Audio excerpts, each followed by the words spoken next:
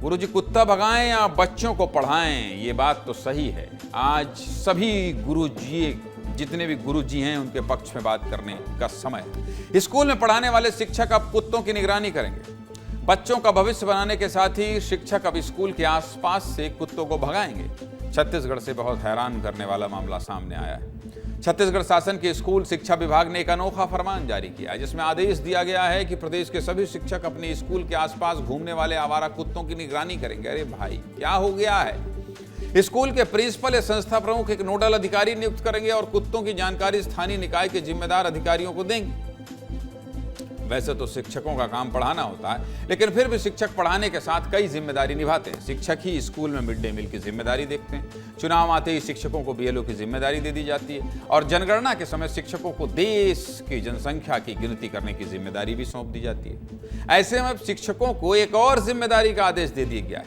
3 बिंदुओं वाला यह ऑर्डर प्रदेश के सभी डीईओ को जारी किया गया है, लेकिन इसके सामने आते ही शिक्षकों ने विरोध शुरू कर दिया। करना भी चाहिए। शिक्षकों का कहना है कि क्लास में बच्चों को पढ़ाएं या फिर स्कूल से बाहर निकलकर कुत्तों को देखें।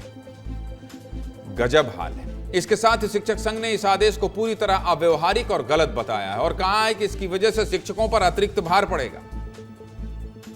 पड़ेगा ही भाई। कुत्ता भगा रहे हैं, बच्चों को पढ़ाएंगे, कुत्ता भगाएंगे, मतलब आदेश निकालने से पहले थोड़ा तो सोचिए। नगर निगम को बोलिए भाई, नगर पंचायत, जिला पंचायत, इनको बोलिए ये सब भगाएं, शिक्षकों को पढ़ाने दीजिए। देखिए दिलीप की रिपोर्ट।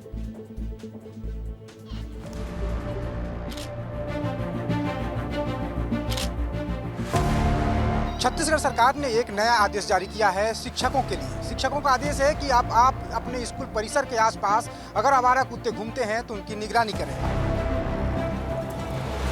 कितना टाइम कुत्ता है उसको देखें कि बच्चे पढ़ाएं। समस्या हम लोग के पास हर तरह से होता है। बच्चों की सुरक्षा हमारी सर्वोच्च प्राथमिकता है, लेकिन इस तरह से शिक्षकों को नोडल बनाना और विद्यालय परिसर के बाहर के भी घूम रहे आवारा कुत्तों की सूचना देना, ये थोड़ा सा अव्यवहारिक है। शिक्षक आज के समय में लगभग इतने सारे कार्य जिसमें जो कि गैर शैक्षणिक, शिक्षक ने कभी भी किसी भी कार्य को करने के लिए हमेशा यस्सर ही कहा।